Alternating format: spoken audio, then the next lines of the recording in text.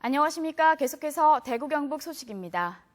대구와 경북 지역은 오늘 가끔 구름이 많은 가운데 낮 최고 기온은 대구와 구미 31도, 상주 32도, 포항 27도 등 27도에서 32도의 분포로 어제보다 4에서 6도가량 높겠습니다. 습도가 높아 불쾌지수가 높겠고 자외선 지수도 대구 경북 전 지역이 매우 높은 단계에 들겠습니다. 내일은 오전부터 20에서 60mm의 장맛비가 내린 뒤 밤에 모두 그치겠고 곳에 따라 천둥, 번개를 동반한 강한 비가 오기도 하겠습니다. 산약초와 산나물의 재배 기술과 효능을 연구하는 국책기관이 영주에 문을 열었습니다. 근처에 산림치유원과 국립수목원도 건설 중이어서 영주가 국내 산림자원 연구의 중추기지로 떠오르고 있습니다. 홍석준 기자가 보도합니다. 소백산 자락의 대형 온실에서 각종 산채와 약초 실험 재배가 한창입니다. 농가별로 제각각인 재배 기술을 토질과 산림 조건에 맞게 표준화시키는 연구를 수행 중입니다. 재배 기술이라든지 이런 부분이 정립이 안 된 부분이 많습니다. 그래서 화학 비료나 이런 걸 쓰지 않고 친환경으로 재배하게 되면은 어느 정도 그 효능도 올라갈 거라고. 최근 들어 당귀, 헛개나무, 백수호 같은 산약초가 한약재 시장을 넘어 식품과 화장품 시장까지 넘보고 있습니다. 연구 수요도 폭발적으로 늘면서 이를 총괄할 국책연구기관이 영주에 세워졌습니다. 이목과 바이오산을 연결하는 R&D의 허브기관이 되리라고 생각이 듭니다. 산림과학원 산하의 산림약용자원연구소는 소백산 자락 200헥타르 가까운 연구림을 확보하고 30종이 넘는 약용작물의 추출물 연구에 들어갔습니다. 연구소 주변에는 국립수목원과 산림치유원, 경북약초시험장까지 몰려 있어서 국내 최초의 산림자원 연구 클러스터로 손색이 없다는 평가입니다. 현대인 누구나 다 정말 관심을 갖고 있는 건강, 힐링에 새로운 도약의 전기를 마련했다고 생각합니다.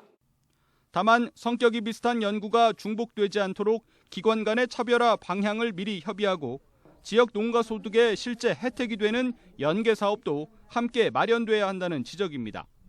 MBC 뉴스 홍석준입니다. 대구시는 양성평등주간을 맞아 오늘부터 사흘 동안 엑스코에서 여성업 엑스포를 엽니다.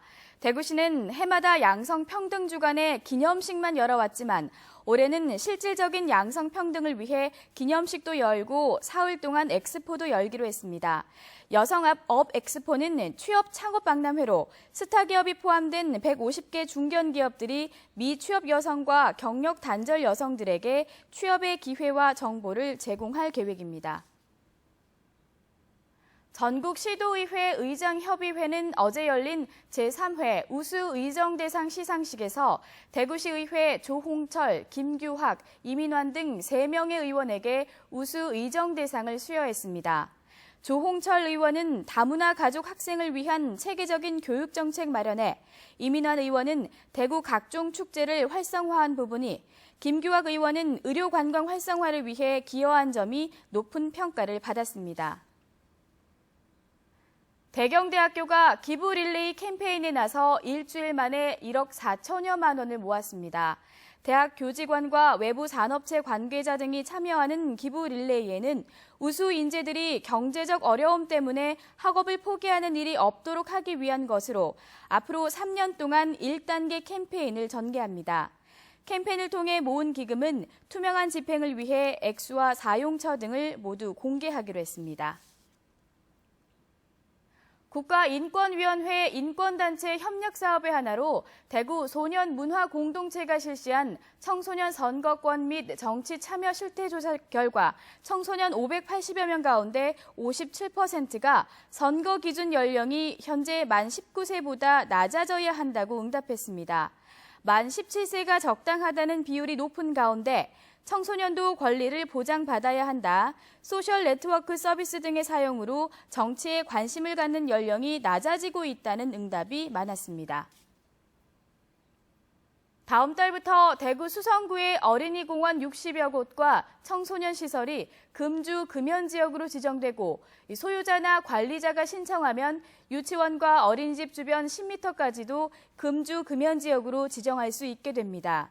대구 수성구의회는 오늘 본회의에서 이 같은 내용의 조례안을 처리할 예정입니다. 조례안은 또 주류와 담배 모니터링에 청소년이 참여하도록 하고 청소년 대상 행사에 주류나 담배 회사가 후원을 못하도록 하는 내용도 담고 있습니다. 농협축산경제리서치센터가 낸 보고서에 따르면 1인당 육류 월평균 소비량은 2005년 2.7kg에서 2014년 4kg으로 많이 늘었고 최근 3년간 가계 지출에서 육류가 차지하는 비중도 15%로 높아졌습니다. 반면 쌀을 비롯한 곡물이 전체 식료품 지출에서 차지하는 비중은 10년 전 10.6%에서 최근 6.1%로 4.5%포인트 줄었고 채소와 수산물 지출도 줄었습니다.